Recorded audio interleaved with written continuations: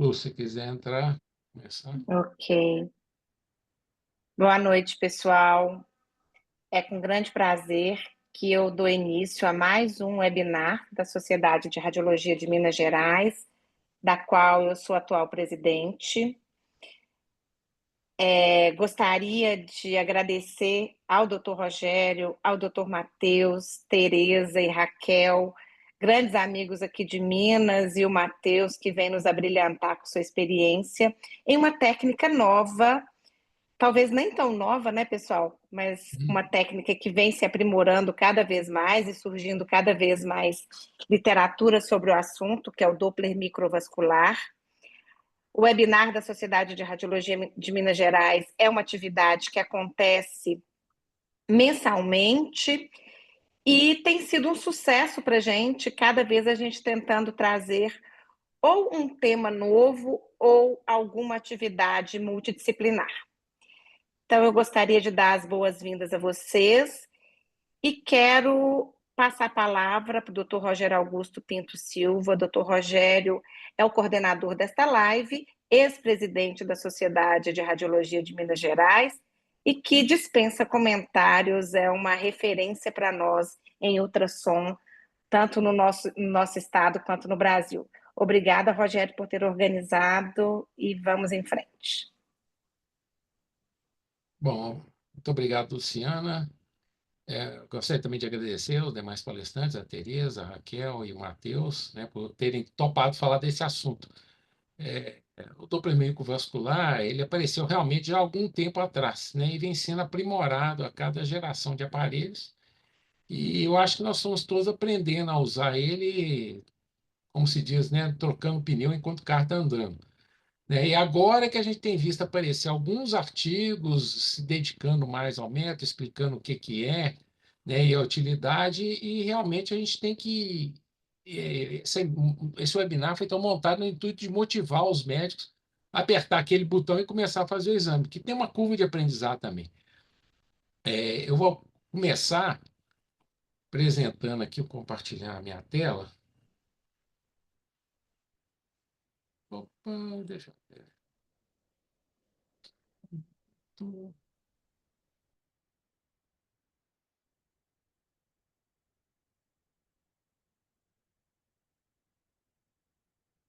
Então, a finalidade maior para que serve? Eu vou mostrar um caso aqui que aconteceu comigo recentemente. Esse homem, 35 anos, tem uma atrofia testicular bilateral. O testículo dele tem volume em torno de 6, 7 centímetros cúbicos. Normal para um adulto, em torno de 12 a 20, né? Ele chegou há poucos dias atrás, relatando que há uma semana ele tinha uma dor lombar e testicular direita aguda intensa. E ele teve um episódio semelhante ao testículo esquerdo há um ano. Fez um ultrassom na urgência que questionava tumor testicular. Então, está aqui o testículo, essas áreas Rogério, hipocondríacas geográficas. Oi, você não está com o modo de apresentação, não. A gente está não? vendo só a tela de abertura. Então, espera aí. Essa aqui, então, eu vou botar aqui. E agora? Agora sim. Então, Agora eu pronto. estou vendo uma imagem de dois É, linfonodos, é isso? Ou um linfonodo? não, é o testículo. Testículo. Esse aqui é o longitudinal testículo direito, que é o que está com a queixa aguda. Você vê Perfeito. esse testículo transverso. Essa área hipoecogênica aqui irregular, né, geográfica. Um testículo que está com dor, né, dor aguda. Tinha fluxo dentro do testículo, mas um fluxo assim meio exagerado, né? Um padrão meio parvo-tardo, né? Tinha um vaso, tem essas aqui. Eu fiz o Doppler convencional, né? Você vê as imagens aqui, né? Ainda no Doppler você vê a artéria, vê esse, a artéria testicular com fluxo presente, quer dizer, a priori não parece uma torção, não. Fiz até elastografia para ver se teria alguma diferença, você vê esse medida 11, 3, 9, do parênquima, e as outras medidas foram feitas nessas áreas hipoecogênicas, mostrando uma rigidez elevada, né, maior que a do parênquima. E aqui resolvi fazer o Doppler microvascular. Então está aqui a área hipoecogênica, você vê que ela é uma área que não tem sinal nenhum no Doppler. Olha lá, né? Não tem sinal nenhum essas áreas aqui em correspondência. Tá vendo?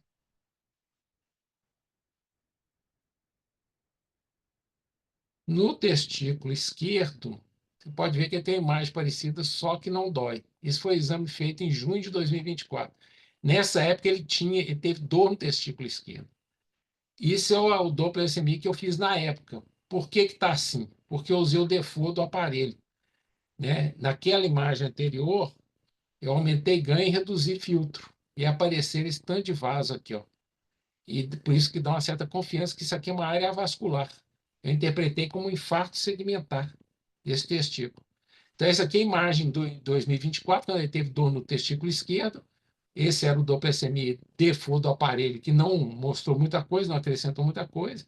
E essa é a imagem em março de 25, quando eu fui fazer esse exame, né, que o testículo direito estava doendo, o esquerdo a gente viu que essa área aqui ó, evoluiu para isso aqui. Tá vendo? Ficou tipo uma área infartada mesmo aqui, ó.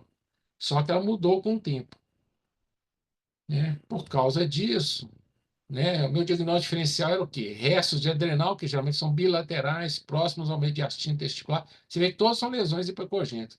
Mas o resto de adrenal geralmente é bilateral, né? O paciente pode ter um ACTH elevado, pode estar fazendo né, um Cushing, né?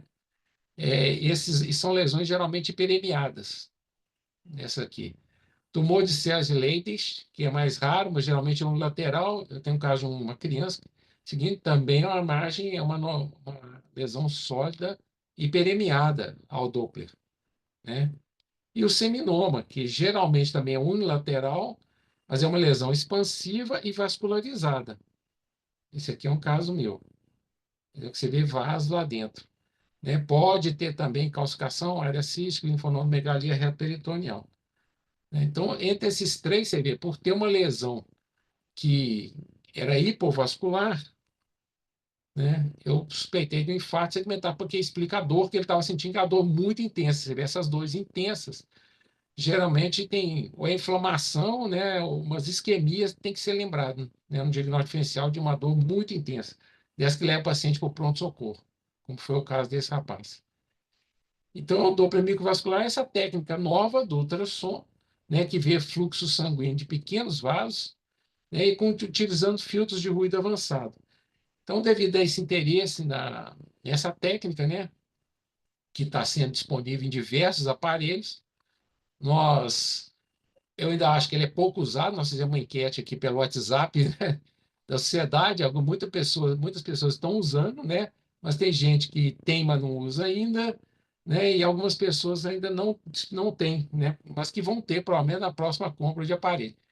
Então, para falar sobre isso, eu chamei inicialmente o doutor Matheus Aragão Esmeraldo, radiologista pela Universidade de São Paulo, ganhou a bolsa do Colégio Brasileiro de Radiologia do ESOR, né, e do prêmio Melhor Residente do INRAD Guerbi em 2024. E atualmente é radiologista assistente do INRAD e do INCOR na área de ultrassonografia, com foco nas pesquisas na área de ultrassom transcraniano, neuroradiologia e inteligência artificial.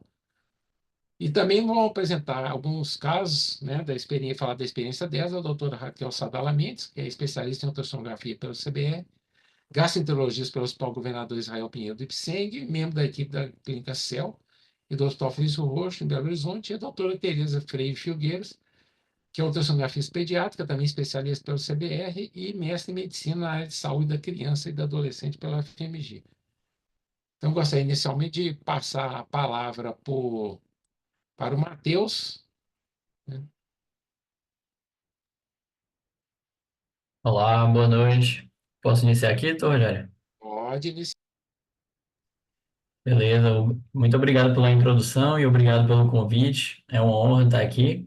Então, vamos lá. Vou compartilhar aqui minha tela.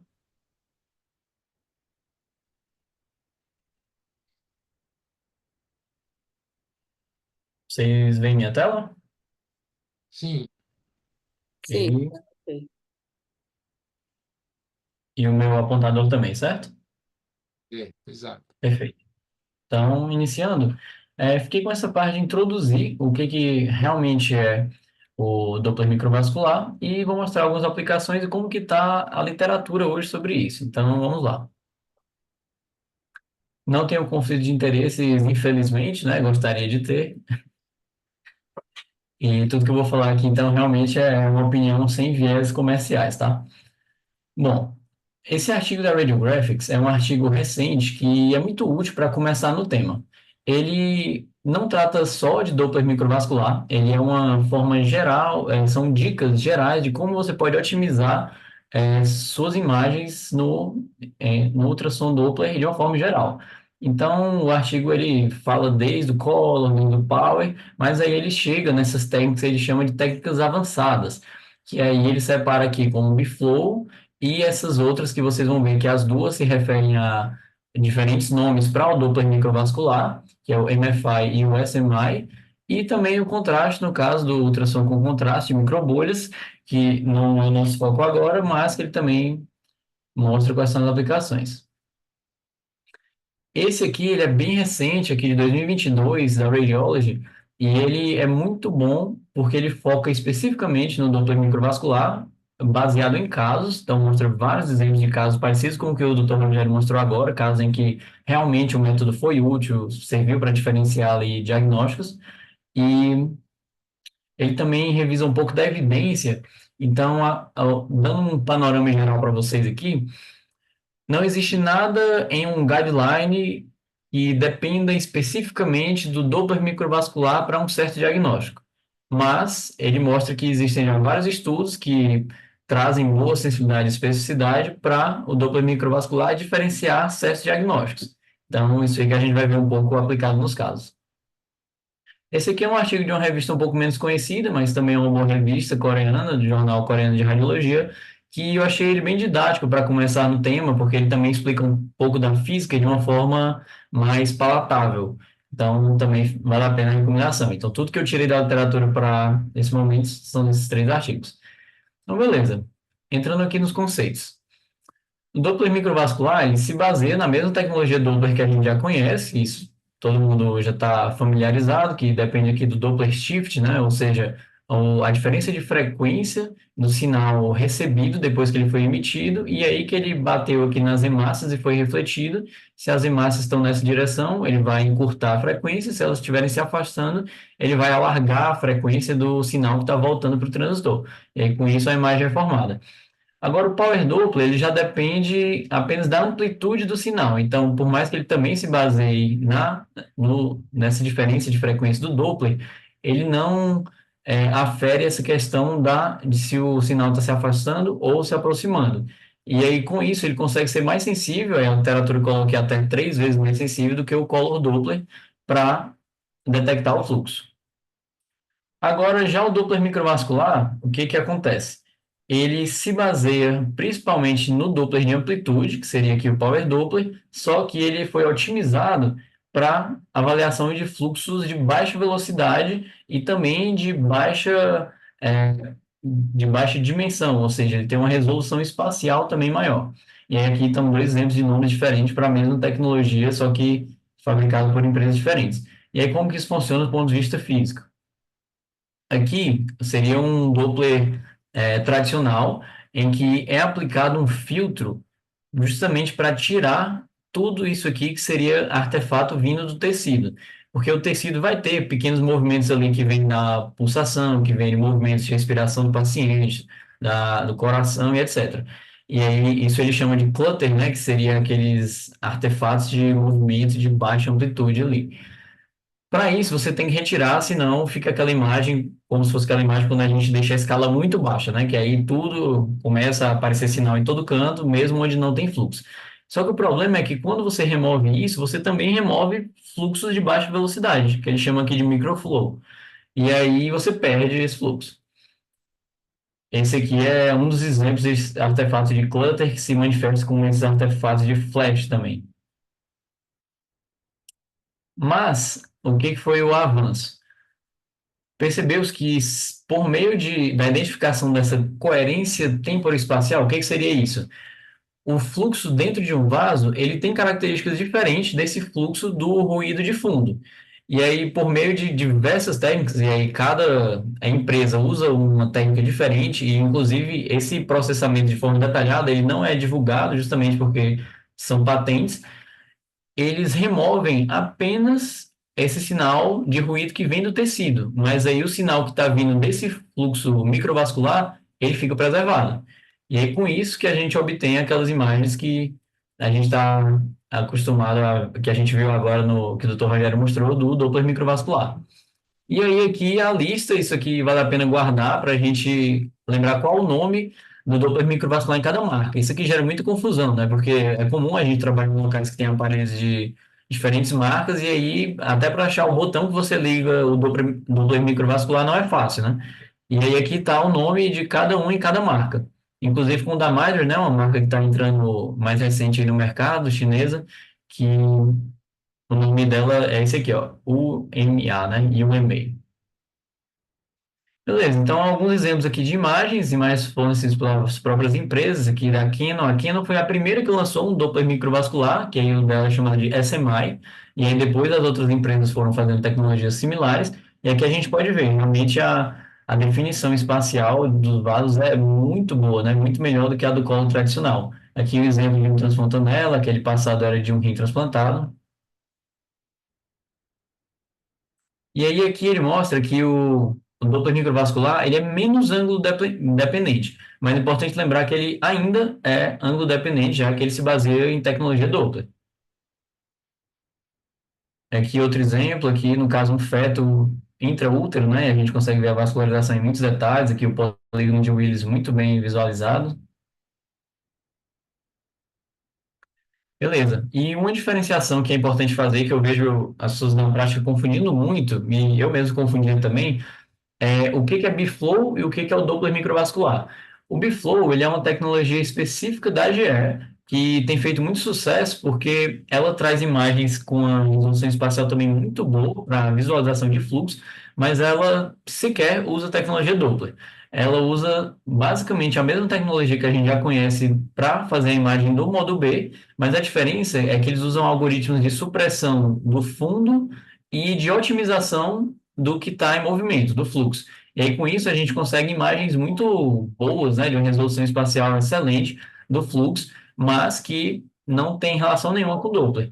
Inclusive, isso traz algumas vantagens e algumas desvantagens, né? Desvantagens, você não consegue quantificar em termos de centímetros por segundo exatamente qual a velocidade do fluxo. Isso é uma grande desvantagem. Mas uma grande vantagem, você é muito menos ângulo dependente, né? Porque a imagem que você vai obter de forma melhor vai ser com 90 graus em relação ao sentido do fluxo, porque é que nem o sinal do modo B tradicional, né? Você vai ter um sinal melhor quando você estiver ali incidindo de forma perpendicular à estrutura de interesse. E aí o interessante é que o Biflow ele vai ser bom justamente nas ocasiões em que o Doppler é ruim, quando você tem um ângulo ali de 90 graus com a direção do fluxo.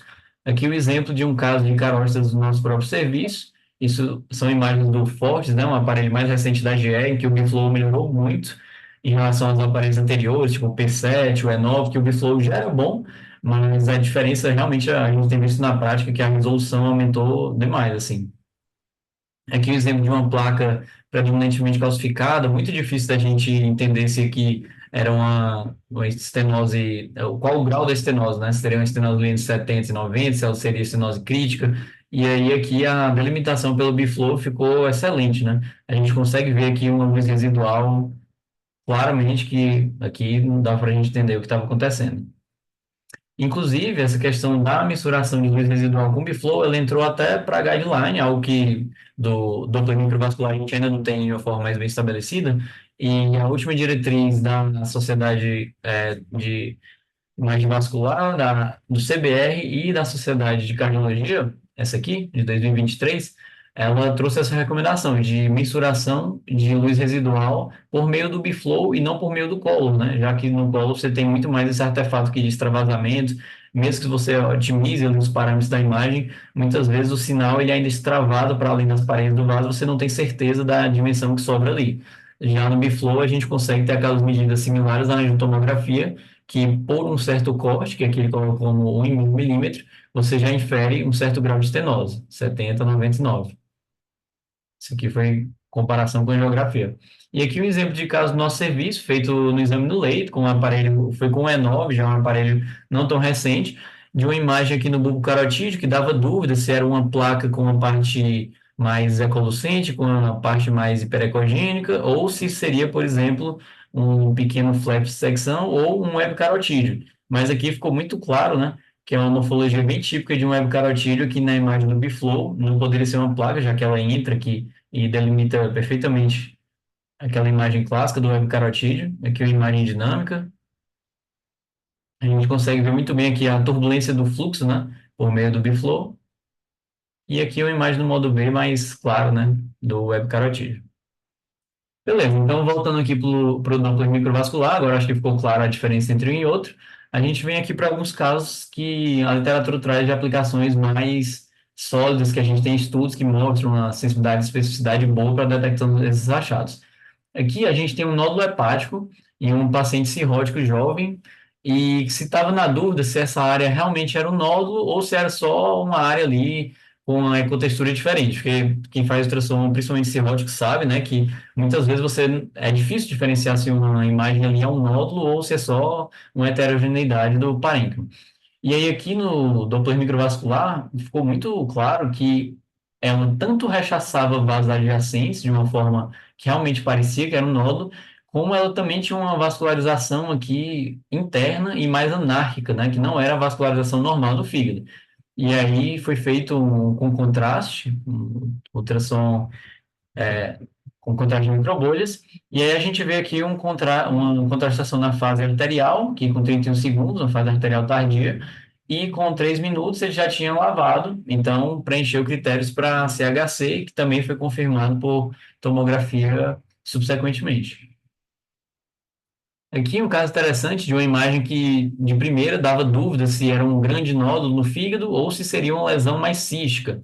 E aí, ao Color Doppler aqui não tinha vascularização, mas a gente sabe que isso não quer dizer muita coisa. A sensibilidade do Color para um nódulo hepático é muito baixa, principalmente em lesões que você está mais longe aqui do transdutor, né, como essa.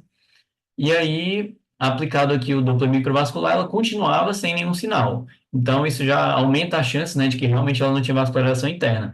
E aí, isso foi confirmado. Aqui, uma ressonância sequência em T1, a gente viu um hipersinal espontâneo dessa lesão, então já tendia ali para ser um conteúdo hemorrágico e totalmente homogêneo, né, um conteúdo cístico. E aqui, a imagem pós-contraste subtração, a gente não vê realce algum aqui na lesão. Então, fechou como um grande cisto hemorrágico. Aqui outro exemplo, esse aqui acho que todo mundo já se deparou com esse caso também, quando você tenta pegar fluxo ali na veia porta, num paciente hepatopata ou em um paciente no leito que está ali com droga vasoativa, uma perfusão pior do que o normal, e aí você não consegue pegar fluxo ao colo. E aí nesse caso, no espectral tinha fluxo, 9 centímetros por segundo, aqui reduzido, né, mas tinha, e aí no Doppler microvascular a gente consegue realmente ver fluxo na veia porta. Então, já a trombose aguda ali da porta já foi excluída. Beleza que com o espectral você já tinha essa informação, mas aqui a gente está vendo uma forma de plotar, né, de forma gráfica, similar ao colo, a imagem do fluxo, que o colo não foi capaz. Aqui é interessante, no caso de um menino que jogando futebol, teve um trauma ali na região do hipocôndrio esquerdo, isso aqui é uma imagem ampliada do baço, e aí tinha essa imagem aqui que teve sido inicialmente do que era, mas o Doppler microvascular mostrou claramente que era um pseudoneurisma traumático aqui dentro do baço. E aí aqui com um contraste com microbolhas, mostrou basicamente o mesmo achado, e aí um acompanhamento aqui depois de 3 meses, houve resolução desse pseudoneurisma traumático sem intervenção, ele trombosou de forma espontânea. E aqui um caso do nosso serviço, aqui feito no Force também, aquele aparelho da GE, era uma fístula arteriovenosa no rim transplantado, era uma fístula de um débito de um fluxo bem intenso, e aí a dúvida é se essa fístula estava roubando fluxo a ponto de comprometer a função desse rim, porque esse paciente estava evoluindo com piora da creatinina e não tinha outra causa para explicar essa piora. E aí, a gente conseguia ver aqui no Doppler microvascular uma vascularização de padrão habitual em vários segmentos do rim, que a gente colocou como exemplo aqui, mas no segmento da fístula arteriovenosa, praticamente em todo o texto que ela estava, não tínhamos esse padrão habitual de vascularização. Então, o que se conclui a partir disso, né? Que o fluxo no parênquima dessa região ele está reduzido por roubo dessa fístula. E aí aqui para comparar uma imagem do Biflow mostrando que aí já não é o Doppler microvascular, né? É outra tecnologia, mas que também se aplica a situações similares, mostrando essa vascularização de padrão habitual no parênquima renal. E aí naquela região da fístula, a gente não vê aquele padrão habitual, a gente não vê pintar nada aqui de vaso e só vê o fluxo na fístula. Aqui é um exemplo de. Isso aqui foi uma palestra da RCNA de 2025, que a palestrante mostrou como o Doppler microvascular pode ser usado também para visualização 3D de estruturas. E aí, isso é bem interessante. É uma aquisição em tempo real. Você apenas aperta o botão. Isso aqui foi no Apple 500. E aí, ele adquire imagens parecidas. A forma de adquirir é parecida com aquele 3D do ultrassom obstétrico, né? E aí você adquire, e aí você tem essas imagens que são bem mais ilustrativas, né? Que não são tão úteis ali no momento do diagnóstico, pelo menos não vi aplicações em casos ainda, que tem ajudado muito, mas são muito úteis para a representação dos achados para a equipe solicitante. Aí, para isso, realmente é fantástico. Aí ela mostra alguns exemplos de casos, por exemplo, de hemangiomas intramusculares, de alguns casos de lesões que seriam biopsiadas, e com o 3D ficou bem melhor ali para a equipe intervencionista, para os cirurgiões planejarem o procedimento. Aqui um caso de ontem, peguei de um epididimite, e aí esse é o epididimo normal, contralateral, que o paciente não tinha clínica. Aqui uma imagem do colo e uma imagem do Doppler microvascular. A gente vê uma vascularização aqui habitual de um epidídimo, né? Ali bem, nada que chame muita atenção. Mas aqui o outro epidídimo aumentado, e no Collor, o que foi curioso é que, assim, não ficou muito evidente que ele estava mais vascularizado, né, em relação ao contralateral. Mas aqui, tanto no Power Doppler quanto no Doppler microvascular, aí já era bem mais evidente, né? Isso aqui com os mesmos parâmetros de um lado e do outro, a gente conseguia ver uma vascularização bem aumentada nesse epidídimo que estava inflamado e que bateu bem com epididimite pela história clínica também. Aqui uma mesma imagem do Doppler microvascular, mas esse aqui é um modo que você pode selecionar que ele coloca simultâneo, né, o modo B de um lado e o Doppler microvascular de outro, mas subtraindo a parte do modo B. Então você vê só os vasos aqui, comparando em tempo real com o modo B. A desvantagem é que você perde um pouco em termos de frame rate, né? Aquela taxa de quadros, a imagem ficou um pouco mais lenta, já que ele ficou processando muita coisa ao mesmo tempo, mas é bem interessante também para você ver em mais detalhes os vasos. E aqui algumas perspectivas futuras em relação a essa parte de Doppler microvascular, que são bem interessantes. Aqui eu vou mostrar algumas aplicações para vocês que são de Doppler microvascular, mas que é o máximo possível que a gente pode tirar do método, né? Então, são formas de Doppler microvascular com contraste também, com contraste de microbolhas, que aí é a forma que você tem de otimizar ao máximo o sinal desses vasos, né, de fluxo mais baixo, ali, de fluxo mais discreto. E aqui são imagens de pesquisa obtidas em um rato, no cérebro de rato, e a gente consegue ver imagens de definição de microns aqui, algumas arteríolas e vênulas do parênquima cerebral, isso é um corte coronal no cérebro de um rato, a uma definição até de 10 microns, 20 microns, definição que a gente só tem no histopatológico, né? Então, isso tudo obtido por ultrassom. Então, impressionante. E esse outro aqui, mais interessante ainda, é essa mesma tecnologia, só que aplicada para um objetivo funcional. Então, esse rato, ele estava sendo estimulado no córtex sensorial, naquele o bigode ali do rato, né? Estavam estimulando de forma sensorial, e aí pôde-se ver que, de forma dinâmica, essa área recrutava mais vascularização enquanto o rato estava sentindo, né, aquilo ali. E aí isso é exatamente o princípio que a gente usa na ressonância funcional, só que a ressonância funcional, para quem já trabalhou o processamento dela, sabe a dor de cabeça que no sentido de que é muito complicado o pós-processamento e a forma de adquirir a imagem também é muito complicada e limitada. Se a gente tiver uma forma de aferir, né, funcionalidade por meio do ultrassom, isso seria fantástico, e com o contraste de microbolhas, que é um contraste também que tem pouquíssimas contraindicações, né?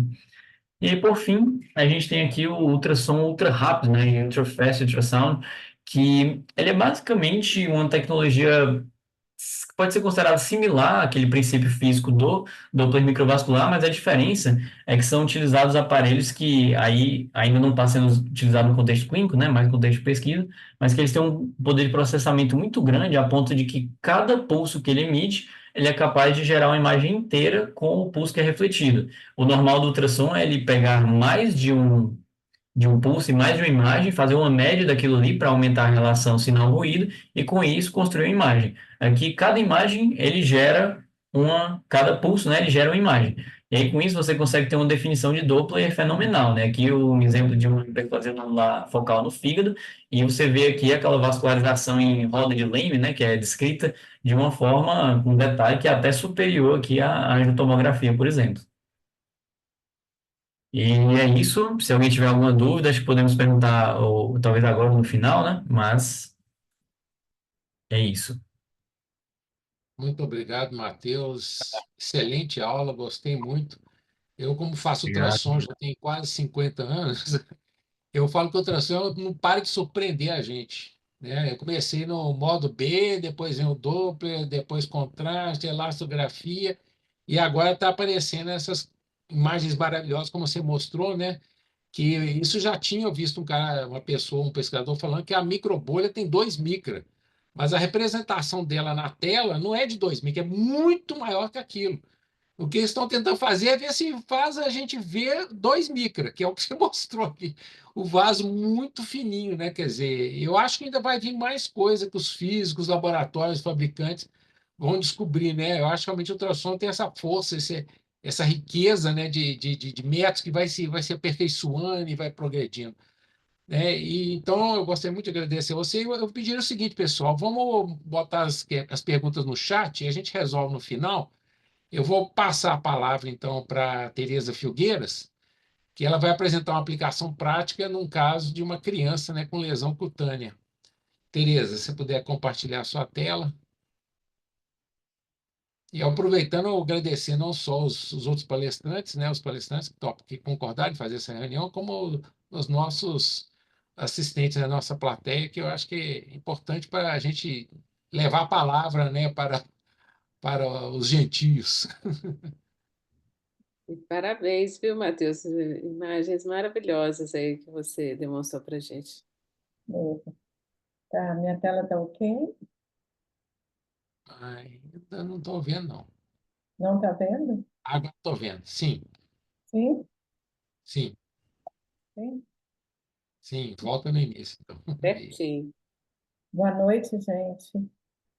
Muito obrigada pelo convite, pela Sociedade Mineira de Radiologia, parabéns pelos eventos que tem realizado. Obrigada, doutor Rogério, pelo convite para participar dessa discussão, né, com um tema, né, que realmente tem surpreendido a gente, tem ajudado muito, especialmente na pediatria. Eu tenho feito um ótimo uso do Doppler microvascular. Eu vou apresentar, então, um caso clínico, uma criança do sexo feminino, 1 ano e 3 meses de idade, veio com suspeita clínica de hemangiomas infantis superficiais no membro superior direito, né? A criança tinha a história de várias lesões na pele do membro superior direito, que apareceram aos 15 dias de vida. Nos primeiros meses, houve um aumento da extensão do número das lesões, com a acentuação da coloração, passando do rosa para rosa intenso, avermelhado e com pontos em tons de vinho. E após o 8º mês de vida, as lesões permaneceram estáveis. Né? Uma história assim bem típica assim de um hemangioma infantil. Ao exame físico, a gente observava então inúmeras pequenas lesões planas na pele, no membro superior direito, lesões tubulares, tortuosas, retilíneas, pontiformes, em vários tons de rosa claro, rosa intenso, avermelhado e com alguns pontos de tom de vinho. As lesões não eram pulsáteis, né? Não, elas desapareciam a digitopressão e apresentavam enchimento posterior rápido, né? Não tinha alteração da temperatura da pele, né? Esses são sinais importantes que às vezes a gente pensar em lesões de alto fluxo e a questão de fístulas importantes, né, de não ser pulsátil. Aqui, então, nós temos a imagem aqui do bracinho da bebê, né, mostrando essas lesões, a extensão das lesões. E aí eu venho aí com uma pergunta: quais são as hipóteses diagnósticas para o nosso caso? Né, hemangiomas infantis especiais, que foi a indicação clínica, mas temos que pensar também em malformações vasculares.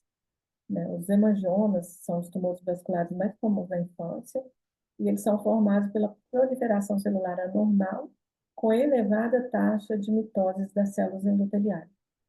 E as malformações vasculares, elas são formadas por defeitos da gênese vascular e são classificadas conforme o componente vascular comprometido, ou seja, malformação vascular capilar, venosa, arterial, linfática ou mista, podendo ter um ou dois ou três ou todos os componentes juntos.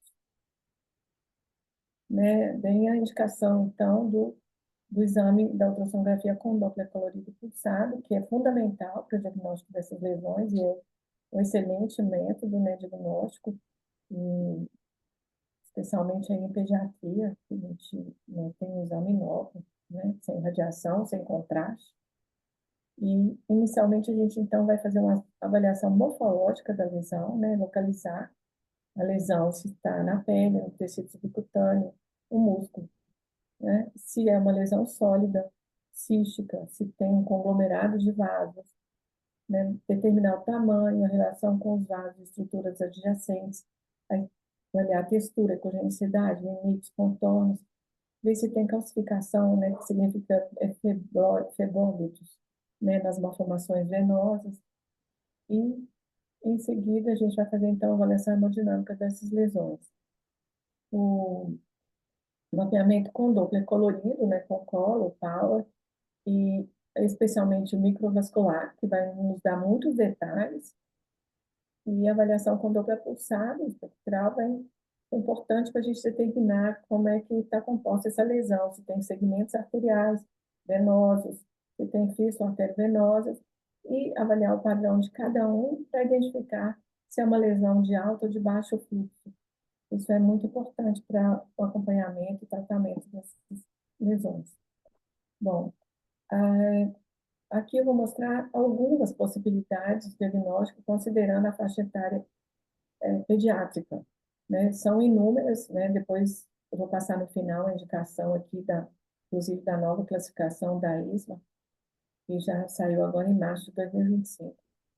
Aqui, então, nós temos aqui inicialmente esse caso, que é uma formação capilar, né, mostrando aqui no modo B só um espessamento da pele, da epiderme e da derme, aqui o tecido subcutâneo, aqui o músculo, né, e aqui mostrando no Doppler microvascular, mostrando aqui estão vários pequenos vasos tortuosos localizados na pele.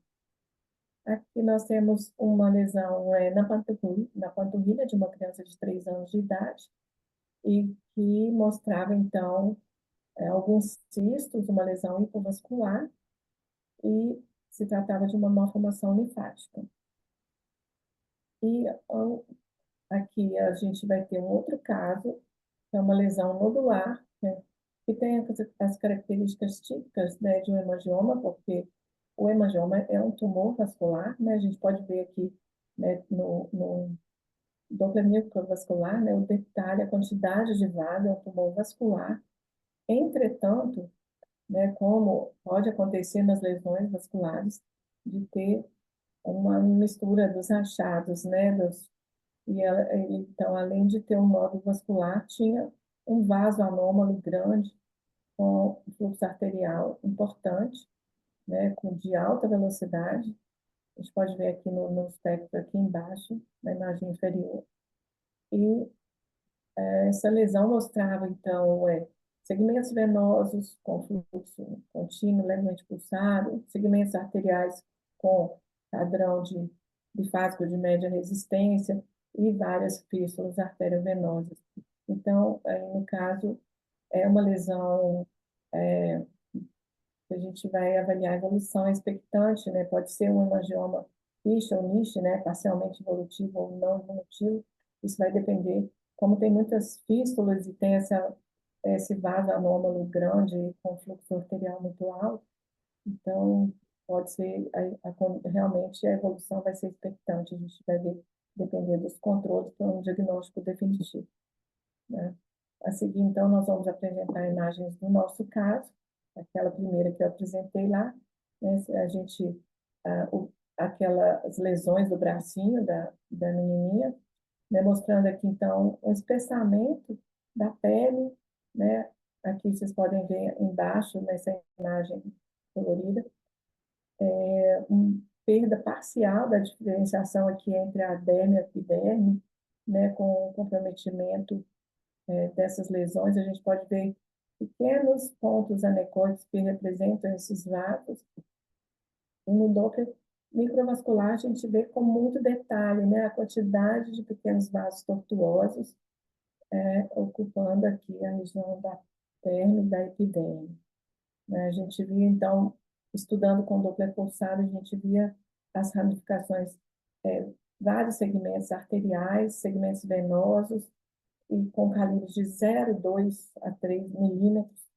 As ramificações arteriais mostravam um fluxo sanguíneo de padrão bifásico de média resistência, com fluxo sanguíneo de até 4 centímetros por segundo a sístole. Então, assim, a gente vê realmente vaso com pequenos calibres, com baixa velocidade, é muito interessante. Os segmentos venosos também mostravam fluxo de padrão contínuo, com velocidade de 0,8 a 1,2 centímetros por segundo, até 2,1 a 2,5 centímetros por segundo.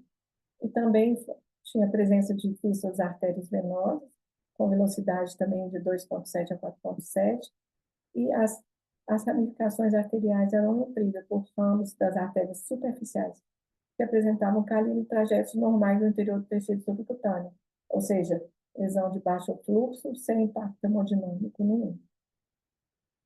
E aqui, então, mostrando mais imagens interessantes aqui com o Doppler microvascular, né? Olha, os segmentos venosos na epiderme, na derme, com muito detalhe, né? Mostrando os vasinhos, o fluxo aqui tão baixinho, né? Olha, que interessante, né? A gente vê os vasinhos tortuosos. E aqui, também mostrando esse padrão, né? Arterial bifásico, né? Então, a gente tem muito detalhe mesmo com o microvascular. Aqui, a artéria radial lunar, mostrando com Doppler colorido convencional e, né, codificado por frequência. E a gente vê que não aparece um pontinho vascular aqui na pele, na derme, na epiderme. Você vê só o espessamento, né? Um leve espessamento. Então, mostrando realmente que sem o fluxo microvascular, a gente teria talvez um diagnóstico somente clínico, né, das lesões. Então, aqui mostrando também pequenas fístulas arteriovenosas. O diagnóstico nosso, então, foi de malformação vascular cutânea de baixo fluxo, né? A nomenclatura atual, a gente tem que, se todo mundo quiser acessar o site da ISVA, né, tem lá, você pode acessar a atualização tanto do novo glossário e também sobre a nova classificação. É interessante que várias coisas mudaram, mas são muitos detalhes, né? Não dá para apresentar tudo aqui. Mas a gente tem aqui só uma visão geral das anomalias vasculares aqui. Os tumores vasculares, né, benignos, borderline e malignos, as malformações vasculares, que aí a gente vai ter aqui de alto fluxo, de baixo fluxo, e anomalias de vasos, grandes vasos específicos. E dentro aqui do nosso caso, que são as anomalias vasculares, as malformações vasculares de baixo fluxo, entre então aqui as capilares, no nosso caso, as linfáticas, venosas e combinadas, que pode ter associação dessas alterações anteriores e também associada a síndromes. E aqui, dentro da nova classificação, eles detalham todinho, é muito importante para quem faz diagnóstico de lesão vascular, anomalia vascular, lesão de partes moles, é muito importante falar a mesma língua para todo mundo ter um diagnóstico, um acompanhamento, né, padronizado. E eu queria deixar uma mensagem final, né, que a ultrassonografia com Doppler pulsado e colorido é uma ferramenta diagnóstica excelente para avaliação das anomalias vasculares na pediatria. E o Doppler microvascular realmente tem feito a diferença e tem permitido o diagnóstico detalhado de lesões de baixo fluxo, né, dispensando aí o uso de contraste ou sedação. A gente tem que ter um jogo de cintura muito grande para as crianças, né? Eu costumo marcar no horário que a criança dorme durante o dia, quando é bebê, né? A primeira pergunta, marcar exame de Doppler, Doppler renal, partes moles, hepático, qualquer tipo de Doppler, no horário que a criança dorme, porque eu não gosto de sedar as crianças. E também a gente tem, quando a criança está acordada, se mama o peito, hoje com tela, aqueles exames eles ficam paralisados, então a gente consegue abordar bem aí a realização do Doppler nas crianças. Eu gostaria de agradecer a todos e aí, obrigada, estou à disposição para a gente. Muito obrigado, Tereza. Excelente caso, muito interessante e realmente, eu particularmente acho bem complicadinho esse negócio das lesões cutâneas vasculares, que a gente vê que é um negócio que está sempre mudando e tem que estar atualizado e realmente é cheio de ramificações, né? Exato. Parabéns, muito obrigado. Agora eu gostaria de passar a palavra para a Raquel Sadala, que vai falar um pouco sobre a experiência dela na região cervical. Primeiro, muito obrigada, né, Rogério, pela confiança, né, em demonstrar aí um pouquinho da nossa experiência em relação à utilização dessa tecnologia. Eu vou falar da parte de, da região cervical, que é um grande interesse de todos nós. Vocês estão vendo minha tela? Tá tudo certo? Certinho. Então, a utilização do Doppler a utilização do Doppler vascular, do Doppler microvascular na região cervical, ela é muito importante e já há muitos anos é utilizada, inclusive para não só detecção de diagnóstico, mas para escolher aquele linfonodo que deve ser acessado por uma punção. A detecção da malignidade, ela é essencial para o manejo do paciente com doença oncológica de cabeça e pescoço, ela prediz prognóstico, a gente faz o estadiamento, facilita a decisão cirúrgica e monitora a terapêutica, né? Em carcinoma, só para a gente ter uma noção mais teórica, né? Em carcinomas de células escamosas de cabeça e pescoço é o fator prognóstico isolado mais importante, né? A detecção de metástases cervicais. Então, e 50% desses pacientes em estágio avançado já têm evidência. Então, é importantíssimo a gente estabelecer o diagnóstico. Um linfonodo metastático perdido durante o nosso exame, ele piora muito o prognóstico e a sobrevida, né? Ultrassom convencional, a gente já sabe que é o exame de escolha inicial para avaliação dos linfonodos cervicais. Ele é superior à ressonância, à tomografia. Existem já vários dados na literatura que comprovam essa superioridade, né? Ele é muito sensível em distinguir benignidade de malignidade, com uma sensibilidade aproximada de 97%, e associada à PAF, ela ainda pode alcançar uma especificidade alta de em torno de 93%. O modo B, convencional, ele vai acessar as propriedades morfológicas dos linfonodos, mas isso por sozinho não garante o diagnóstico, né? Por isso, existem várias limitações, existe uma sobreposição de características, e mesmo utilizando o Doppler convencional, a gente vai ter dificuldade mesmo de diferenciar. Todos nós já conhecemos, né, o padrão de um linfonodo anatômico, reacional, com não sei se eu vou conseguir mostrar a seta assim. Então, vocês estão vendo a minha seta, não? Sim. Com o hilo central, a forma alongada, que é o padrão convencional de um linfonodo anatômico. No entanto, pequenos linfonodos, eles podem ter forma oval, dependendo da localização, eles, né, não vão ficar de forma alongada, e muitas vezes não aparecem com hilo, aí entra naquele linfonodo de padrão indeterminado. E a utilização do Doppler pode ajudar muito a definir se aquele linfonodo realmente é um linfonodo normal ou se ele pode ter algum acometimento específico. Então, o Doppler, a utilização de Doppler microvascular veio mudar muito a nossa realidade. Então, a gente passa a identificar pequenos vasos, né? Pequenos vasos no hilo que, às vezes, no colorido a gente não identifica. Então, o rastreamento ele é muito simples, é só mesmo apertar botão e saber o que você está procurando. Então, muitas vezes a gente não acha o hilo desses linfonodos, mas quando a gente vai ensonar, ele tem um padrão anatômico de fluxo central, então a gente já fica mais despreocupado, principalmente naqueles pacientes que estão fazendo acompanhamento pós-tireoidectomia, né, por carcinoma papilífero ou outros tipos de carcinoma de tireoide, pacientes em avaliação aí também diagnóstica e avaliação de resposta a tratamento de vários tumores, né? Então, encontramos, por exemplo, no caso desse da esquerda, né? Um paciente submetido a uma tireoidectomia total com uma estrutura na loja tiroidiana, né? A demonstração da ausência ou presença de fluxo ou fluxo anômalo vai definir completamente a condução do caso, né?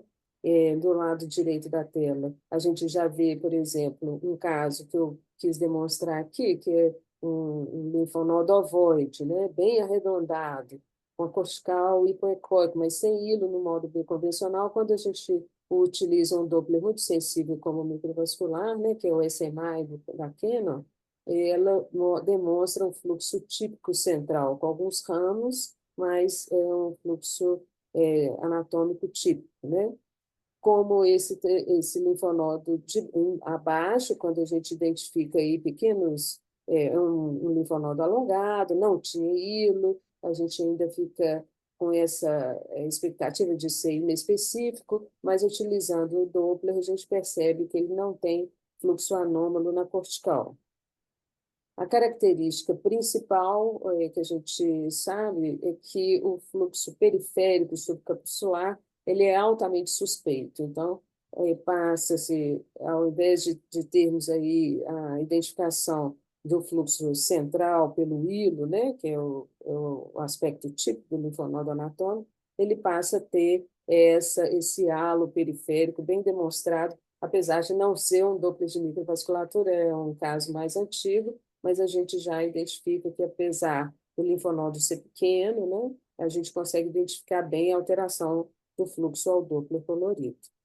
Então, é importantíssima a utilização do Doppler. A gente sabe que, às vezes, é a primeira alteração que o linfonodo acometido vai apresentar é a alteração do fluxo, né? A gente, antes, às vezes, até mesmo de alterar a forma, de aparecer degeneração cística, é a mudança do fluxo ao Doppler. E a utilização, então, do Doppler microvascular ajudou demais a gente perceber essas alterações. Então, acima a gente tem um Doppler que não é tão sensível quanto o SMI, ele é microvascular, mas ele não utiliza a técnica até que o Matheus explicou bem, e a gente consegue perceber, então, quando a gente insona, né, quando a gente aciona o botão mesmo do microvascular, que um linfonodo que aparentemente ele já tinha algumas características suspeitas, era ovoide, bem hipoecóico, não tinha hilo, mas aparentemente era com pouco fluxo interno. Quando a gente aciona o SMI, aparece com nitidez, né, a presença de fluxo interno. Esse outro exemplo é uma paciente que já apresentava uma lesão na tireoide, típica de um carcinoma papilífero, né? E quando a gente faz o rastreamento, identifica-se aí um linfonodo tipicamente metastático, né? Áreas de degeneração cística, né? Já tem esse fluxo periférico. Então, esse tipo de linfonodo a gente não tem muita dúvida, mas a gente tem mais um fator para caracterizar o médico, que é um linfonodo suspeito. Então, aqui, então, à esquerda, a gente vê nitidamente, né, a lesão típica de uma neoplasia primária, né, da tireoide, e com metástase cervical confirmada por punção. Esse linfonodo metastático, esse linfonodo o paciente foi encaminhado para uma avaliação de linfonodomegalia isolada. A ultrassom a gente identificava claramente um linfonodo aumentado de tamanho, alterado na forma, né? Sem hilo, o parênquima totalmente heterogêneo, mas ele não tinha nenhuma alteração específica que pudesse nos demonstrar aí a etiologia. A gente sabe que existe uma sobreposição grande, até mesmo para doenças inflamatórias, como algumas linfadenites, às vezes até a própria tuberculose. Então, esse paciente veio para avaliar a possibilidade de uma neoplasia. Ele já tinha feito alguns exames, né, a parte endoscópica e outros métodos de imagem não deram nenhuma pista diagnóstica, e a ultrassom a gente via esse linfonodo aumentado de volume com essas alterações, mas a gente via uma relativa, no Doppler convencional, não é o convencional, que não é o colorido, mas é um Doppler de microvasculatura, mas não tão específico quanto o SMI, a gente via uma certa, não via fluxo interno, né? Só de acionar o SMI a gente percebia nitidamente vasos anômalos no interior do linfonodo e que faziam assim, confirmar a suspeita de uma provável metástase, né? E a gente tem algumas diferenças em doenças tipo linfadenites crônicas com doenças neoplásicas, e o Doppler já nos direciona para essa possibilidade. E na punção vem, então, esse fregaço positivo, né, que compatíveis com carcinoma pouco diferenciado metastático em linfonodo.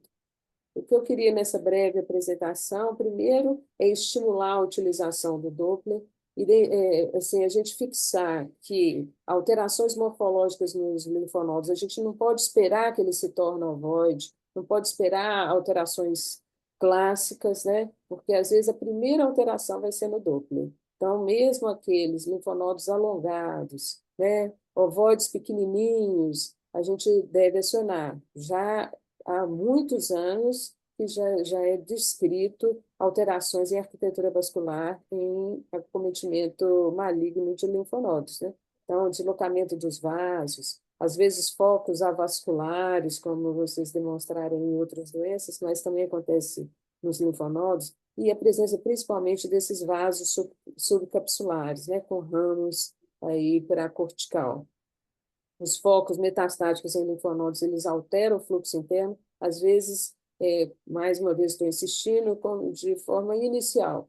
Então, a partir dessa análise com o Doppler, e principalmente utilizando o Doppler de microvasculatura, é que a gente vai definir, por exemplo, qual linfonodo que a gente vai funcionar. Se aqueles linfonodos, por exemplo, de uma tiroidite crônica, tiroidite Hashimoto, na região 6 inferior, que eles em geral são ovoides, pequenininhos, e tem lá uma lesão pequena, né, uma lesão nodular, será que esse paciente tem esses linfonodos? Se esses linfonodos, né, da região 6 do compartimento central, eles são acometidos por neoplasia ou são só mesmo secundários pela tiroidite crônica? Então, a utilização do Doppler vai nos ensinar bastante e vai nos ajudar a escolher aquele linfonodo que deve ser funcionado. Gente, obrigada pela atenção. Obrigado, Raquel, excelente. Deixa só.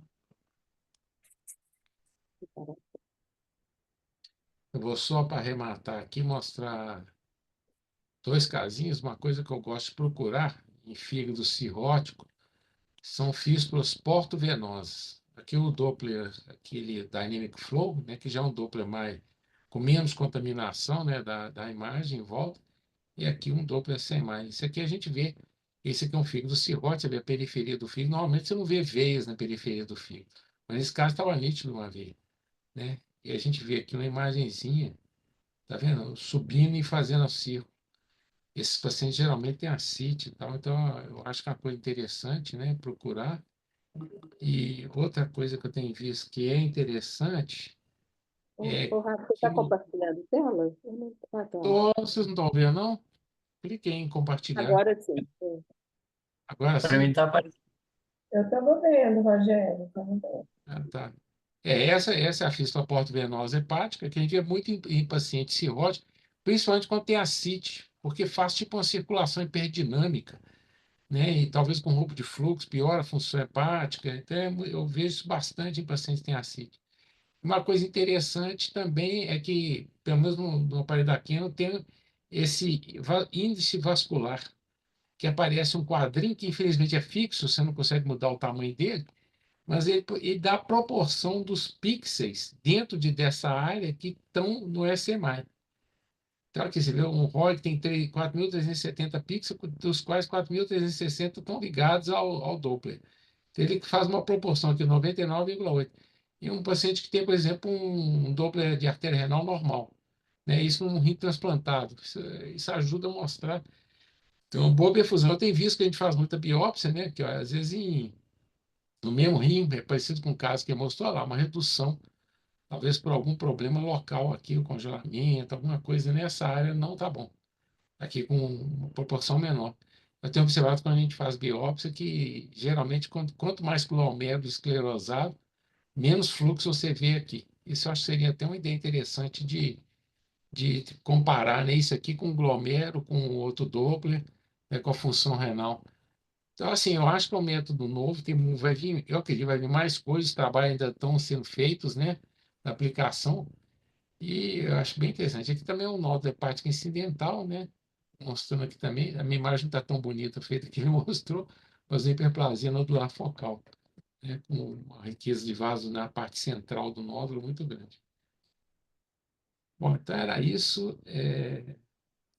Eu gostaria de saber se tem algum comentário aí no chat, alguma coisa.